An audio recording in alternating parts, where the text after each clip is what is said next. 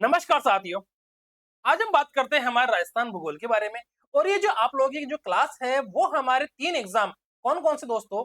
एक तो हमारे पटवार है, वीडियो है और चतुश्रेणी कर्मचारी। इन तीनों में ही हमारे जो सबसे इंपॉर्टेंट टॉपिक है राजस्थान के भूगोल में भौतिक स्वरूप एवं विभाजन। तो इससे संबंधित हमारे जो टॉप 50 क्वेश्चन है वो करेंगे हम। इससे पहले हमारे 2 क्लासें हो चुकी है जिसके अंदर क्वेश्चन नंबर 1 से 50, दूसरा 51 से 100 हमने कर लिया था। आज हम देखते हैं हमारे तीसरी क्लास दोस्तों, हमारे 101 से 150 नंबर के जो क्वेश्चन है वो देखते हैं। दोस्तों क्लास बहुत ही इंपॉर्टेंट रहने वाली है। इस क्लास से लगभग एक क्वेश्चन हर बार एग्जाम में बनता है। तो शुरू करते हैं आज की क्लास। दोस्तों राजस्थान का भौतिक स्वरूप एवं विभाजन। तो भौतिक स्वरूप एवं विभाजन में दोस्तों राजस्थान को 4 भागों में बांटा गया है दोस्तों। आप लोगों को पता है ये पहले से कि कौन कौन से दोस्तों। उत्तरी पश्चिम मरुस्थलीय प्रदेश, मध्यवर्ती अरावली पर्वतीय प्रदेश, पूर्वी मैदानी भाग और दक्षिण पूर्वी पठारी प्रदेश। ये दोस्तों ये उत्तरी पश्चिम मरुस्थलीय प्रदेश ये हो गया। ठीक है, उत्तरी पश्चिमी मरुस्थलीय प्रदेश में ये हो गया दोस्तों। एक मिनट रुकना, मैं बता देता हूँ आप लोगों को। उत्तरी पश्चिमी मरुस्थलीय प्रदेश में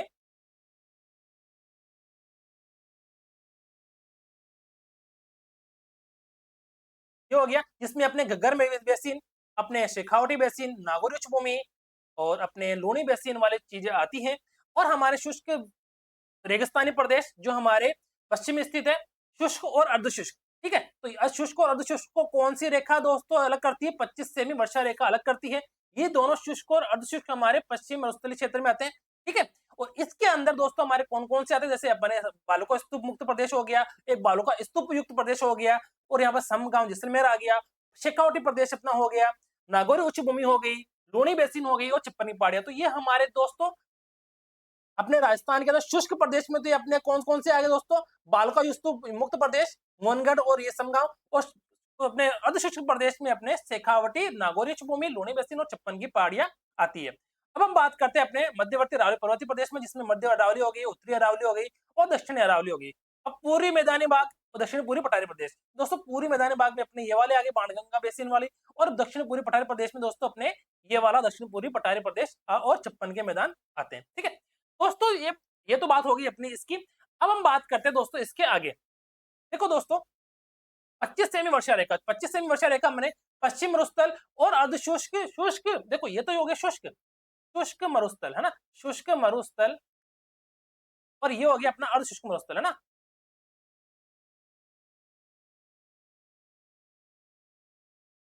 शुष्क मरुस्थल और अर्धशुष्क मरुस्थल। 25 सेमी वर्षा रेखा दोस्तों शुष्क मरुस्थल और अर्धशुष्क मरुस्थल को अलग करती है। ये वेरी वेरी इंपॉर्टेंट क्वेश्चन है। ठीक है, और यहाँ पर दोस्तों अपने 50 सेमी वर्षा रेखा अपने पश्चिमी उत्तरी पश्चिम मरुस्थलीय प्रदेश और अरावली पर्वतीय प्रदेश को अलग करता है। ये दोस्तों 50 सेमी वर्षा रेखा अपने अरावली प्रदेश के पश्चिम में स्थित है। ठीक है, तो ये हमारे पश्चिमी शुष्क मैदान आ गया और ये अर्धशुष्क मैदान हो गया अपने। ठीक है, ये दोनों समझ में आ गए। और मध्यवर्ती अरावली पर्वतीय प्रदेश और पूर्वी मैदानी भाग, मध्यवर्ती अरावली पर्वतीय प्रदेश, पूर्वी मैदानी भाग और दक्षिण पूर्वी पठारी प्रदेश दोस्तों अपने 50 सेमी वर्षा रेखा के पूर्व में स्थित है, पूर्व में स्थित है। ठीक है, कौन कौन से दोस्तों 50 सेमी वर्षा रेखा के पूर्व में स्थित कौन कौन से है दोस्तों? अपने मध्यवर्ती अरावली पर्वतीय प्रदेश, पूर्वी मैदानी भाग और दक्षिण पूर्वी पठारी प्रदेश, दक्षिणी पूर्वी पठारी प्रदेश। ठीक है, तो ये सभी चीजें अपने कहाँ स्थित है दोस्तों? अपने 50 सेमी वर्षा रेखा के पूर्व में स्थित है। और 50 सेमी वर्षा रेखा के पश्चिम में कौन कौन से स्थित है? शुष्क मरुस्थल और अर्धशुष्क मरुस्थल, और दोनों को अलग कौन करती है? अपनी 25 सेमी वर्षा रेखा। ठीक है, ये अपन ने देख लिया था कि 25 सेमी वर्षा रेखा तो अपने शुष्क मरुस्थल और अर्धशुष्क मरुस्थल को अलग करती है, और 50 सेमी वर्षा रेखा दोस्तों अरावली के पश्चिम में स्थित है। तो देखो आगे यहाँ तक समझ में आ गया आप लोगों को। आगे देखते हैं अपन क्वेश्चन नंबर 101। क्वेश्चन नंबर दोस्तों 101, राजस्थान के मध्यवर्ती अरावली पर्वतीय प्रदेश की कुल कितने क्षेत्रफल का प्रतिशत है? देखो ये अपने राजस्थान का मानचित्र हो गया। ठीक है, तो ये उत्तरी पश्चिम मध्य प्रदेश, मध्यवर्ती अरावली पर्वतीय प्रदेश ये रहा। ठीक है, मध्यवर्ती अरावली पर्वतीय प्रदेश। तो दोस्तों अपने कितना क्षेत्रफल लिख, देखो पहले तो 61%, ये तो 61 हो गया, फिर 9%। ठीक है, तो ये कितना परसेंट गिरेगा दोस्तों? 9% मध्यवर्ती अरावली, मध्यवर्ती अरावली पर्वतीय प्रदेश ये 9% गिरता है। ठीक है, राजस्थान में मध्यवर्ती अरावली पर्वतीय प्रदेश राजस्थान की कुल आबादी का कितना प्रतिशत है? तो दोस्तों ये अपने घेरता दोस्तों अपने कितना परसेंट घेरेगा? आप लोग बताओ मुझे कितना घेरता है? मध्यवर्ती अरावली पर्वतीय प्रदेश, देखो उत्तरी पश्चिम अरुणाचल प्रदेश तो ये घेरता दोस्तों अपने 40%, मध्यवर्ती अरावली पर्वतीय प्रदेश ये घेरता 10%, पूर्वी मैदानी भाग ये घेरता 39% और दक्षिण पूर्वी पठारी प्रदेश ये घेरता अपने 11%। तो अपने मध्यवर्ती अरावली पर्वतीय प्रदेश की दोस्तों 10% अपने जनसंख्या का हिस्सा समाहित है। क्वेश्चन नंबर 103, राजस्थान में अरावली पर्वतमाला किस प्रकार की पर्वतमाला, कौन सी दोस्तों अरावली जो पर्वतमाला है वो किस प्रकार की पर्वतमाला है, बताओ मुझे। यह युवा अल्पा सके, क्या ये युवा है? युवा का मतलब हो गया कि ये नई बनी हुई है, प्राचीन है क्या ये क्या ये ज्वालामुखी से निर्मित है, क्या ये तटीय पहाड़ी है? तो दोस्तों ये जो हमारी अरावली पर्वतमाला है वो प्राचीन वलित पर्वतमाला है। प्राचीन मतलब ये बहुत पुरानी पर्वतमाला है, ठीक है। क्वेश्चन नंबर 104, अरावली पर्वतमाला का समकालीन विश्व में पर्याय किस पर्वतमाला से किया गया है? मतलब अरावली पर्वतमाला के समान ही एक ऐसी पर्वतमाला कौन सी है विश्व में जो अरावली पर्वतमाला के समकालीन है या उस समय बनी थी? अल्पज, रोकीज, अल्पेशियन या पिशी पाने। तो अल्पेशियन जो पर्वतमाला है दोस्तों ये अरावली के क्या मानी जाती है? अरावली के समकालीन मानी जाती है, अरावली के समकालीन मानी गई है, ठीक है। राजस्थान में अरावली पर्वतमाला का क्या कार्य करती है? राजस्थान में अरावली पर्वतमाला क्या कार्य करती है दोस्तों? बताओ, जंगलों का प्रमुख स्रोत है क्या? समुद्र में हवा को रोकती है क्या? समुद्र की लहरों से रक्षा करती है क्या? या वर्षा विभाजक एवं जल विभाजक रेखा है? तो दोस्तों जो अरावली पर्वतमाला है दोस्तों अपनी ये क्या है दोस्तों? वर्षा विभाजक और जल विभाजक रेखा है।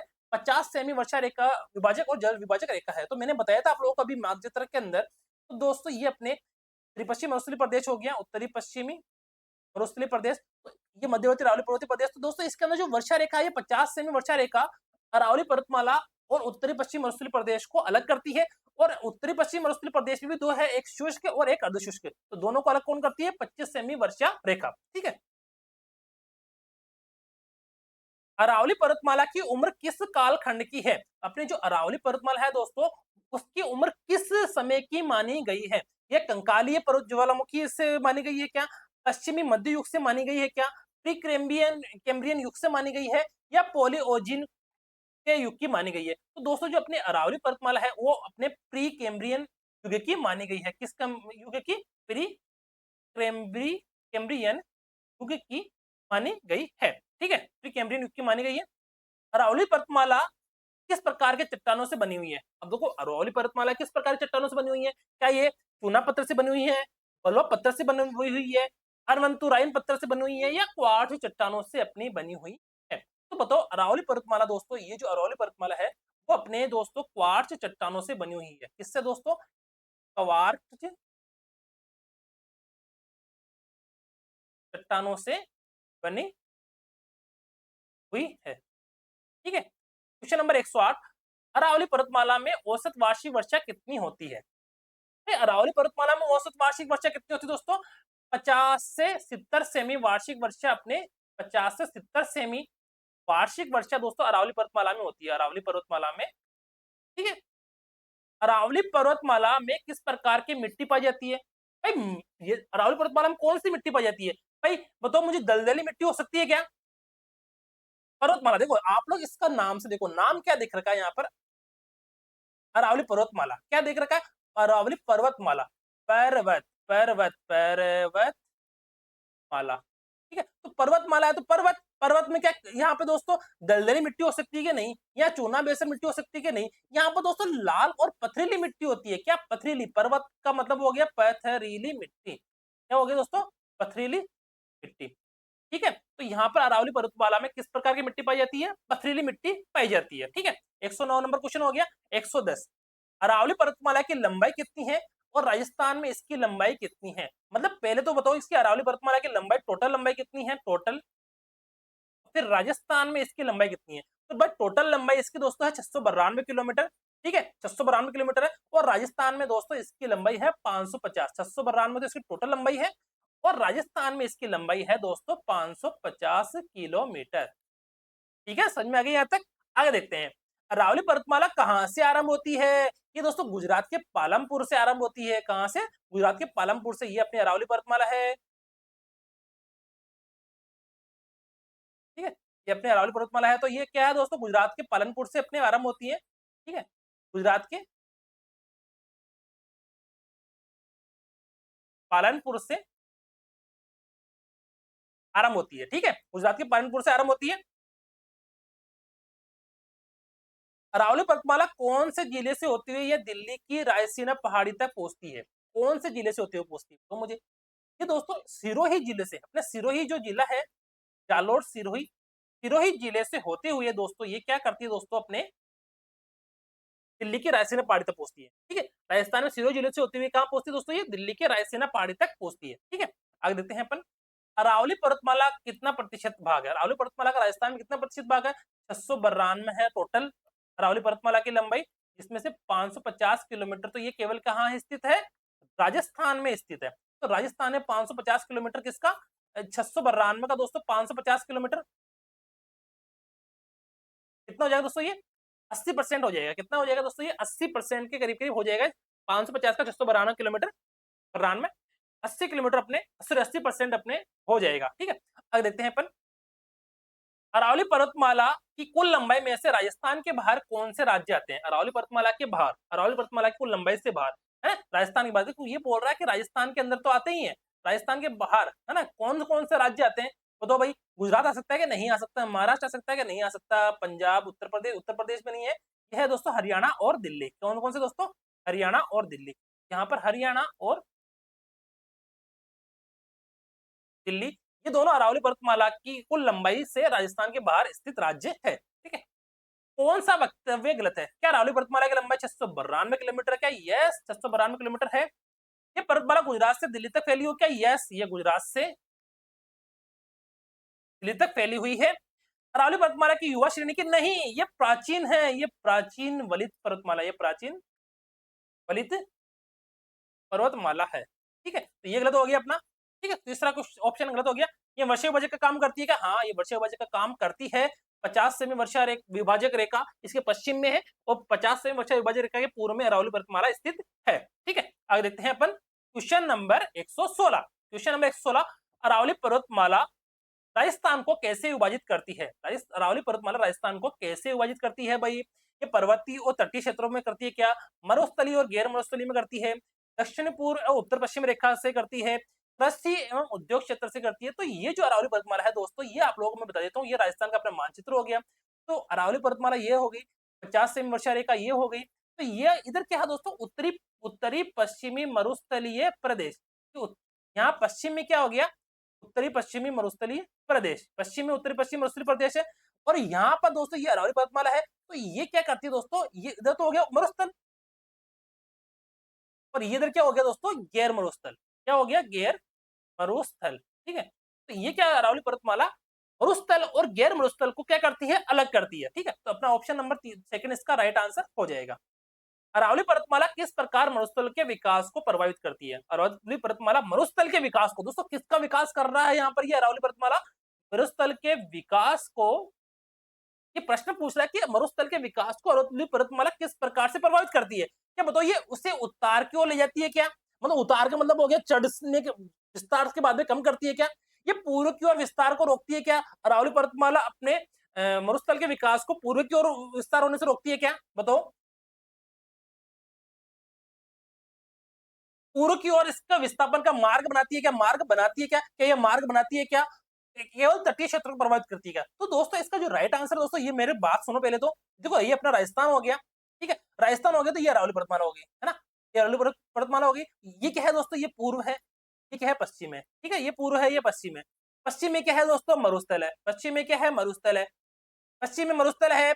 अब बताओ पूर्व में क्या है? पूर्व में क्या है? पूर्व में मरुस्थल है क्या? मरुस्थल नहीं है, ठीक है। तो ये बोल रहा है कि उतार क्यों ले जाती है क्या अरावली पर्वतमाला? नहीं, उतार क्यों नहीं ले जाती है, ये पूर्व की ओर इसके विस्तार रोकती है कि हाँ, ये अरावली जो पर्वतमाला है ये मरुस्थल के विस्तार को है ना इधर आने से रोकती है। अगर अरावली पर्वतमाला नहीं होती तो ये सारा मरुस्थल दोस्तों उठ उठ कर धीरे धीरे धीरे धीरे चलकर पूरे राजस्थान में पूरे पूरे राजस्थान को कवर कर लेता, पूरे राजस्थान को लगभग कवर कर लेता। क्या कर लेता दोस्तों? ये जो मरुस्थल है ये पूरे राजस्थान को लगभग कवर कर लेता। तो ये क्या करती है अरावली पर्वतमाला? पूर्व की ओर इसके विस्तार को रोकती है। आगे देखते हैं, वर्षा विभाजक और जल विभाजक रेखा की वार्षिक वर्षा सीमा कितनी है? और जो अरावली पर्वतमाला प्रदान करती है, वर्षा विभाजक और जल विभाजक रेखा की वार्षिक वर्षा सीमा कितनी है? वर्षा विभाजक और जल विभाजक रेखा की वार्षिक वर्षा सीमा कितनी है जो अरावली पर्वतमाला प्रदान करती है। तो दोस्तों मैंने बताया था आप लोगों को कि अरावली पर्वतमाला अपने को कितना वर्षा विभाजक रेखा करती है दोस्तों, अरावली 50 सेमी वर्षा विभाजक, 50 सेमी वर्षा विभाजक रेखा का कार्य करती है दोस्तों। कितने सेमी? 50 सेमी वर्षा विभाजक रेखा का कार्य करती है। निम्नलिखित में से कौन सी नदी अरावली पर्वतमाला से नहीं निकलती है? कौन सी नदी अरावली पर्वतमाला से नहीं निकलती दोस्तों? बताओ मुझे। अपने बनास, साबरमती, लूनी और माही। तो दोस्तों ये माही नदी है, ये अपने अरावली पर्वतमाला से नहीं निकलती है, अरावली पर्वतमाला से नहीं निकलती है। ठीक है, आगे देखते हैं। अरावली पर्वतमाला किस दृष्टि से वन एवं वन्य जीवों के लिए महत्वपूर्ण है? बताओ भाई, अरावली पर्वतमाला किस दृष्टि से वन एवं वन्य जीवों के लिए महत्वपूर्ण है? ये रेगिस्तान एवं वन का स्रोत है, ये जैव विविधता के लिए समृद्ध क्षेत्र है, ये कृषि क्षेत्र के लिए भूमि प्रदान करती है, केवल खनिज उत्पादन का आधार है। तो किस दृष्टि से वन, देखो वन एवं वन्य जीव, तो अपन को वन एवं वन्य जीवों के लिए ही ध्यान में रखकर ऑप्शन को चूज करना है। तो दोस्तों ये जैव विविधता के लिए समृद्ध क्षेत्र है। क्या अरावली पर्वतमाला जैव विविधता के लिए समृद्ध क्षेत्र है क्या? यस, अरावली पर्वतमाला जैव विविधता के लिए क्या है दोस्तों? समृद्ध क्षेत्र है, इसीलिए इसका राइट ऑप्शन यही होगा। ठीक है, अरावली पर्वतमाला को राजस्थान का रूढ़ क्षेत्र क्यों कहा जाता है? तो राजस्थान का रूढ़ क्षेत्र क्यों कहा जाता है दोस्तों? यह राज्य की पुरातन सभ्यता का केंद्र है, इसमें अत्यधिक खनिज संसाधन उपलब्ध है। ये केवल केवल आ गया तो गलत होगा, ये जलवायु परिवर्तन का केंद्र है। तो सब ऑप्शन सही है, पर क्वेश्चन क्या कह रहा है कि अरावली पर्वतमाला को राजस्थान का रूढ़ क्षेत्र क्यों कहा जाता है? तो इसके अनुसार राइट आंसर दोस्तों अपना ऑप्शन नंबर सेकंड होगा कि अत्यधिक खनिज संसाधन उपलब्ध कराता है। क्या करता है दोस्तों? ये अत्यधिक खनिज संसाधन, खनिज संसाधन उपलब्ध कराता है, ये अपने उपलब्ध कराता है दोस्तों। अरावली पर्वतमाला अत्यधिक खनिज संसाधन उपलब्ध कराता है। क्वेश्चन नंबर 122, अरावली में राजस्थान में पर्यावरणीय असंतुलन से किसका सबसे ज्यादा प्रभाव किससे हुआ है? राजस्थानी पर्यावरणीय असंतुलन में किसका सबसे ज्यादा प्रभाव हुआ है? किसका सबसे ज्यादा प्रभाव हुआ बताओ मुझे। किसका सबसे ज्यादा प्रभाव हुआ दोस्तों? हिमालय क्षेत्र, हिमालय का तो ही नहीं यार, हिमालय का तो काम ही नहीं है, दक्षिण भारत का नहीं, तटीय क्षेत्र का नहीं। अरावली पर्वतमाला का दोस्तों अपने राजस्थानी पर्यावरणीय असंतुलन में किसका सबसे ज्यादा प्रभाव हुआ है दोस्तों? अरावली पर्वतमाला का हुआ है। ठीक है, क्यों अरावली पर्वतमाला राजस्थान मानसून में पर्याप्त वर्षा नहीं कर पाती है? बताओ मुझे। अभी जैसे अपने मानसून चल रहा है, तो क्यों अरावली पर्वतमाला राजस्थान में मानसून में पर्याप्त वर्षा नहीं कर पाती है? क्यों? ये बहुत ऊंचाई पर स्थित है, ये समुद्र से बहुत दूरी पर है, मानसून दिशा के समानांतर है, ये पर्वत श्रृंखला पश्चिम दिशा, पूर्व दिशा में फैली है। तो दोस्तों मुझे बताओ, ये जो अरावली पर्वतमाला है, इधर इधर से तो मानसून आता है, अपने इधर से मानसून आता है, ठीक है, मानसून आया तो ये क्या अरावली पर्वतमाला भी ऐसी है, ये क्या अरावली पर्वतमाला इसके क्या है, मानसून के क्या है दोस्तों? ये समांतर है, समानांतर है। ठीक है, क्या है दोस्तों? ये मानसून के समानांतर,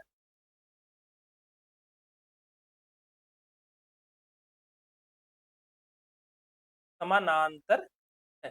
ये मानसून के समानांतर है, तो ये क्या करती है, जो मानसून के मध्य रुकावट पैदा नहीं करती है, रुकावट पैदा नहीं करती है, तो क्या करती है, जो वर्षा है, वर्षा जो अपनी वर्षा है, तो वर्षा क्या राजस्थान में होने से पहले ही वो क्या करती चली जाती है, आगे चली जाती है। तो ये मानसून की दिशा के समानांतर स्थित होने के कारण राजस्थान में क्या करती है दोस्तों? पर्याप्त वर्षा नहीं करवा पाती है। आगे देखते हैं। अध्ययन के अनुसार अरावली पर्वतमाला में कौन कौन से भागों में विभाजित किया गया है? अपन ने भी देखा था कि दक्षिणी पूर्वी अरावली पर्वत है, मध्यवर्ती है और उत्तर पूर्वी है। तो अरावली पर्वतमाला दोस्तों 3 भागों में विभाजित है। कौन-कौन से? उत्तरी पूर्वी, मध्यवर्ती और दक्षिण पश्चिमी। ठीक है, अरावली पर्वतमाला 3 भागों में विभाजित है। आगे देखते हैं दोस्तों अपने क्वेश्चन नंबर 125, अरावली पर्वतमाला का राजस्थान की जल आपूर्ति हेतु क्या महत्व है? अरावली पर्वतमाला का राजस्थान की आप जल आपूर्ति हेतु क्या महत्व है? केवल भूमिगत जल पुनर्भरण होता है क्या इससे?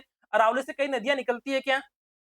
तटीय जिलों को भरती है क्या? केवल पर्यटन हेतु दृश्य सौंदर्य प्रदान करती है। तो दोस्तों अरावली पर्वतमाला का राजस्थान की जल आपूर्ति का मतलब हो गया कि अरावली से दोस्तों बहुत सारी नदियां निकलती है। अरावली से दोस्तों बहुत सारी नदियां निकलती है। कौन-कौन सी नदी निकलती है दोस्तों? बनास है, लूनी है, साबरमती, जवाई, कोटारी, है ना? तो ये सारी नदियां अपने अरावली पर्वतमाला से निकलती है। राजस्थान में दक्षिण पश्चिम अरावली का सबसे ऊंचा शिखर कौन सा है? दोस्तों कौन सा तो पूछ रहा है ये? दक्षिणी पश्चिम है ना, दक्षिण पश्चिम मतलब ये वाला चीज, ये वाला हिस्सा। तो दक्षिणी पश्चिमी अरावली का सबसे ऊंचा शिखर कौन सा है दोस्तों? बताओ। ये है गुरु शिखर दोस्तों। इसकी ऊंचाई कितनी है दोस्तों? 17-22 मीटर है, जो आबू पहाड़ी सिरोही में स्थित है। कहाँ दोस्तों? आबू सिरोही में स्थित है। ठीक है, राजस्थान में शेर शिखर की ऊंचाई कितनी है? जो शेर है उसकी ऊंचाई कितनी है दोस्तों, बताओ मुझे। अपने शेर की ऊंचाई दोस्तों अपने 1597 मीटर है, ठीक है। 1597 मीटर है शेर की ऊंचाई, शेर पर्वत। अपन देखते हैं क्वेश्चन नंबर 128। दक्षिणी पश्चिमी अरावली पर्वतमाला की सबसे कम ऊंचाई और विस्तार किस जिले में है? दक्षिणी पश्चिमी अरावली पर्वतमाला की सबसे कम ऊंचाई और विस्तार किस जिले में, बताओ मुझे।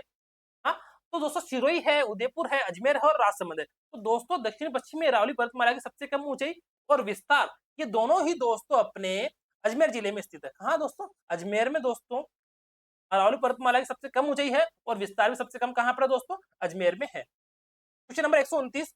अरावली पर्वतमाला की सबसे चौड़ी और सबसे विस्तारित शाखा किस जिले में है? अरावली पर्वतमाला की सबसे चौड़ी और सबसे विस्तारित शाखा किस जिले में है, मतलब कहां पर, कौन सा जिला हो सकता है? सिरोही, उदयपुर, राजसमंद और अजमेर। तो दोस्तों इसका जो राइट आंसर होगा दोस्तों वो होगा अपने उदयपुर में दोस्तों अरावली पर्वतमाला सबसे चौड़ी है, इसका विस्तार भी सर्वाधिक है। विस्तार भी क्या है दोस्तों वहां पर, सर्वाधिक है, ठीक है। राजस्थान में आबू पठार के समुद्र तल से ऊंचाई कितनी है? राजस्थान में आबू पठार के समुद्र तल से ऊंचाई कितनी है? 1200, 1360, 1017 मीटर और 1001 मीटर। तो दोस्तों राजस्थान में दोस्तों आबू पर्वत की समुद्र तल से ऊंचाई 1200 मीटर मानी गई है, ठीक है। राजस्थान में आबू पर्वत की समुद्र तल से ऊंचाई 1200 मीटर मानी गई है। राजस्थान राज्य का सबसे ऊंचा पठार कौन सा है और उसकी ऊंचाई का क्या है? तो दोस्तों राजस्थान में सबसे ऊंचा पठार दोस्तों कौन सा है? उड़िया पठार, जो 1360 मीटर दे रखा है। देखो सबका आंसर दे रखा है इसके अंदर, उड़िया पठार 1360 मीटर है जो सबसे ऊंचा है, ठीक है। ये तो आंसर हो गया अपना सबसे ऊंचा पठार। इसी प्रकार भोरट का पठार 1225 मीटर है, लीलागढ़ पठार 874 किलोमीटर है और आबू पर्वत अपने 1200 मीटर है, ठीक है। तो सबसे ऊंचा पठार तो अपने उड़िया पठार है, ठीक है। आगे देखते हैं दोस्तों क्वेश्चन नंबर 132। उदयपुर जिले की सर्वोच्च चोटी क्या है और इसकी ऊंचाई कितनी है? उदयपुर जिले की सर्वोच्च चोटी, उदयपुर की है ना सर्वोच्च चोटी। दोस्तों उदयपुर जिले की सर्वोच्च चोटी क्या है दोस्तों? उदयपुर की दोस्तों जरगा, कमलनाथ, सज्जनगढ़ और साई। तो दोस्तों जरगा जो है अपने उदयपुर की सर्वोच्च चोटी है, उदयपुर की सर्वोच्च चोटी है, ठीक है। राजसमंद जिले में कौन सी चोटियां हैं? राजसमंद में दोस्तों कुंभलगढ़ है, लीलागढ़ है, नागपणी है। कुंभलगढ़ की ऊंचाई 1224 मीटर है, लीलागढ़ की 874 मीटर है और नागपणी की 867 मीटर है। तो उपरोक्त सभी ही चोटियां दोस्तों अपने कहाँ स्थित है? राजसमंद में स्थित है, राजसमंद में स्थित है। राजसमंद में क्या है दोस्तों, स्थित है, ठीक है। Right answer option number 4। Udaipur की कौन सी चोटी 1001 मीटर ऊंची? उदयपुर की कौन सी चोटी 1001 मीटर ऊंची है? तो मुझे उदयपुर की कौन सी चोटी 1001 मीटर है दोस्तों? उदयपुर की दोस्तों कमलनाथ, सज्जनगढ़, सायस और झिलवा। तो दोस्तों उदयपुर की कमलनाथ जो चोटी है वो 1001 मीटर स्थित, 1001 मीटर है। Question number 135। पश्चिमी अरावली का मारवाड़ का लघु माउंट किसमें स्थित है? पश्चिम अरावली के अंदर मारवाड़ का लघु माउंट कहाँ स्थित है दोस्तों? यह है दोस्तों अपने उदयपुर, सिरोही, राजसमंद और बाड़मेर की मलानी पहाड़ियों में हल्देश्वर चोटी पर। तो दोस्तों ये कहाँ स्थित है? बाड़मेर की मलानी पहाड़ियों में हल्देश्वर चोटी पर स्थित है, ठीक है। Question number 136। जसवंतपुरा पहाड़ियों में कौन सी सबसे ऊंचा चोटी है? कहां पर दोस्तों? जसवंतपुरा, जसवंतपुरा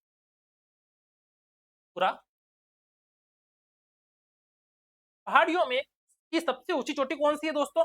रोजा बाका, डोरा पर्वत, इसराना और सुंदा पर्वत। तो दोस्तों डोरा पर्वत जो है अपने कौन सा दोस्तों? डोरा पर्वत वो दोस्तों जसवंतपुरा पहाड़ियों में सबसे ऊंची चोटी है, डोरा पर्वत, ठीक है। क्वेश्चन नंबर 137 दोस्तों, अरावली के किस जिले वाले भाग में पहाड़ियों की नगरी स्थित है? भाई पहाड़ियों की नगरी सबको पता है, पहाड़ी पहाड़ी कहां पर स्थित है सर्वाधिक? ये अपने डूंगरपुर में। कहां पर? डूंगर, डूंगर कहां पर है दोस्तों? अपने डूंगरपुर में, ठीक है। आगे देखते हैं दोस्तों, निम्न में से कौन सा प्रसिद्ध मंदिर दक्षिण पश्चिम अरावली क्षेत्र में स्थित नहीं है? दक्षिण पश्चिम अरावली क्षेत्र में स्थित नहीं है, कौन सा नहीं है दोस्तों? आबू का जैन मंदिर, यस ये भी स्थित है। सुंदा माता मंदिर ये भी स्थित है। जगत अंबिका माता उदयपुर ये भी स्थित है। खेजड़ी माता मंदिर जैसलमेर ये स्थित नहीं है। उदयपुर की प्रमुख झीलें अरावली की गोद में स्थित क्यों है? भाई सबसे ज्यादा आपको पता है कि जो अपने अरावली पर्वतमाला है यही सबसे ज्यादा क्या करती है, यहाँ से सबसे ज्यादा नदियां निकलती है पर्वतमाला से। तो ये बोल रहे कि अरावली की गोद में स्थित क्यों है प्रमुख झीलें उदयपुर वाली? तो ये प्राकृतिक झीलें पर्वत से निकली नदियों पर निर्मित है। तटीय झीलें नहरों की कृत्रिम झीलें हैं, पर्वत कटाव से निर्मित है। तो दोस्तों इसका जो राइट आंसर होगा सेकंड होगा, प्राकृतिक झीलें जो पर्वत से निकली नदियों पर निर्मित है, पर्वत से निकली नदियों पर स्थित है। दोस्तों समझ में आ गई मेरी बात? इसका राइट आंसर होगा ये है, प्राकृतिक झीलें जो पर्वत से निकली नदियों पर स्थित है। अब देखते हैं दोस्तों राजस्थान के प्रमुख नाल। क्या देखते हैं दोस्तों राजस्थान के प्रमुख नाल, प्रमुख नाल राजस्थान के, ठीक है। अब अपन प्रमुख नाल में कौन कौन से आते हैं दोस्तों? एक तो दोस्तों पाली के अंदर कौन कौन से नाल है? पाली में दोस्तों अपने देसूरी नाल, बरनाल, जो पाली से अजमेर को जोड़ती है, ठीक है। उदयपुर में दोस्तों अपने ढेबर नाल, केवड़ा की नाल, फुलवारी की नाल और हाथी नाल। तो ये कहां पर होगी? अपने उदयपुर में होगी। अजमेर में अपने दोस्तों परवारिया नाल और सूरा नाल, ये अपने उदयपुर में है। और अपने राजसमंद में दोस्तों कौन सी है दोस्तों? सोमेश्वर नाल। राजसमंद में दोस्तों मैं यहाँ पे लिख देता हूँ, सोमेश्वर नाल, सोमेश्वर, हाथीगुड़ा नाल, हाथी गुड़ा नाल, कमली, कमली नाल, कमली घाट अपन बोल सकते हैं इसको, गोमती घाट, ठीक है। और पगलिया झीलवा नाल। क्या दोस्तों? पगलिया झीलवा नाल, ठीक है। आगे देखते हैं अपन, फुलवारी की नाल किस जिले में स्थित वन्य जीव अभ्यारण्य है? अभी अपन ने क्या देखा दोस्तों, कौन कौन से दोस्तों मतलब आप लोग पहले से याद कर लो। देसूरी और बरनाल ये अपने पाली में है, ढेबर, कयोड़ा, फुलवारी और हाथी ये अपने उदयपुर में है, और राजसमंद में अपने सोमेश्वर, हाथीगुड़ा, कमली, गोमती और पगलेनाल ये अपने सारे अपने राजसमंद में स्थित है, और अजमेर में अपने परवरिया और सुरनाल है। तो अपन ने अभी भी देखा था कि अपन ने फुलवारी के नाल दोस्तों ये अपने कहाँ स्थित है दोस्तों? उदयपुर में स्थित है, ठीक है। हाँ उदयपुर में स्थित। हाथीगुड़ा के नाल कहाँ स्थित है दोस्तों? हाथीगुड़ा के नाल, हाथीगुड़ा की नाल, देखो दोस्तों, हाथीगुड़ा के नाल, देखो हाथी नाल तो यहाँ दे रखी है, और हाथीगुड़ा के नाल कहाँ दे रखी है? देखो यहाँ पर सबसे कंफ्यूजिंग वर्ड कौन सा है? देखो यहाँ पर दोस्तों हाथी नाल है वो उदयपुर में है, और हाथीगुड़ा के नाल वो अपने राजसमंद में है। तो हाथीगुड़ा के नाल अपने कहाँ आएगा दोस्तों? ये राजसमंद में आएगा हाथीगुड़ा के नाल, और हाथी नाल अपने उदयपुर में स्थित। अध्ययन के लिए अरावली पर्वतमाला को कितने भागों में विभाजित किया गया है? बताओ मुझे। मैंने आप लोगों को 3 भागों में बताया था कि अरावली पर्वतमाला को 3 भागों में बटा गया है दोस्तों। ये अपने राजस्थान हो गया है दोस्तों, उत्तरी पूर्वी, मध्यवर्ती और दक्षिणी पश्चिमी, ठीक है। ये दक्षिणी पश्चिमी, दक्षिणी पश्चिमी, मध्यवर्ती और उत्तरी पूर्वी, ठीक है। उत्तरी पूर्वी, मध्यवर्ती और दक्षिणी पश्चिमी अरावली के अध्ययन के लिए अरावली पर्वतमाला को कितने भागों में विभाजित किया गया दोस्तों? 3 भागों में विभाजित किया गया है, ठीक है। निम्न में से निम्न में से कौन सुमेलित नहीं है? कौन सुमेलित नहीं है? तो फुलवारी के नाल उदयपुर है क्या? सोमेश्वर के नाल पाली है क्या? केवड़ा के नाल उदयपुर है क्या? या हाथीगुड़ा के नाल उदयपुर है? दोस्तों हाथीगुड़ा के नाल तो अपने क्या देखा था? अपने राजसमंद में देखा था। बाकी तीनों सही है। केवड़ा के नाल अपने उदयपुर में है, सोमेश्वर के नाल पाली में है, फुलवारी के नाल उदयपुर में है, तो तीनों सही है, ये तीनों सही है। और ये चौथा हाथीगुड़ा के नाल अपने राजसमंद में स्थित है। कहाँ स्थित है? राजसमंद में। राजस्थान के मध्यवर्ती अरावली का भौगोलिक स्थान किस अक्षांश और देशांतर के मध्य स्थित है? तो बताओ मुझे कि इसका दोस्तों अक्षांश और देशांतर के मध्य स्थित कौन? अरावली पर्वतमाला। तो दोस्तों ये 25 डिग्री 38 मिनट, 26 डिग्री 58 मिनट उत्तरी अक्षांश, और 73 डिग्री 54 मिनट और 74 डिग्री 22 मिनट पूर्वी देशांतर के मध्य स्थित है, ठीक है। क्वेश्चन इसका राइट आंसर हो जाएगा। आगे देखते हैं, राजस्थान में अरावली का भौगोलिक क्षेत्र कहां से कहां तक फैला हुआ है? राजस्थान में अरावली का भौगोलिक क्षेत्र कहां से कहां तक फैला हुआ दोस्तों? जयपुर से जोधपुर है क्या? सिरोही से उदयपुर है क्या? अजमेर से बीकानेर तक है क्या? तो दोस्तों राजस्थान में जयपुर के दक्षिण पश्चिम से राजसमंद देवगढ़ तहसील तक इसका दोस्तों क्या है दोस्तों? विस्तार है। किसका? अरावली का, मध्यवर्ती अरावली का। किसका दोस्तों?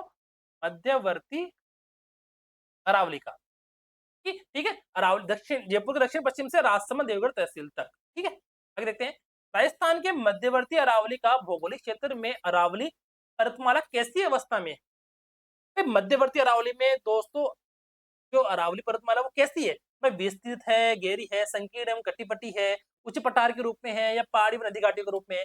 तो दोस्तों इसका जो राइट आंसर होगा दोस्तों वो होगा कि वो अरावली पर्वतमाला संकीर्ण और कटी-फटी हुई अवस्था में है। ठीक है? आगे देखते हैं। मध्यवर्ती अरावली की सबसे ऊँची चोटी कौन-सी है और उसकी ऊँचाई कितनी है? मध्यवर्ती अरावली दोस्तों कहाँ स्थित है दोस्तों बताओ? मध्यवर्ती अरावली में दोस्तों अजमेर। ये अरावली सबसे मध्यवर्ती में आता है, तो तारागढ़ है, नागपहाड़ है, मराई जी है और अजमेर पहाड़ है। दोस्तों ये सबसे ऊँची चोटी कौन-सी है दोस्तों यहाँ पर? तारागढ़ जो चोटी है वो अरावली की सबसे ऊँची चोटी है मध्यवर्ती अरावली में। ठीक है? आगे देखते हैं।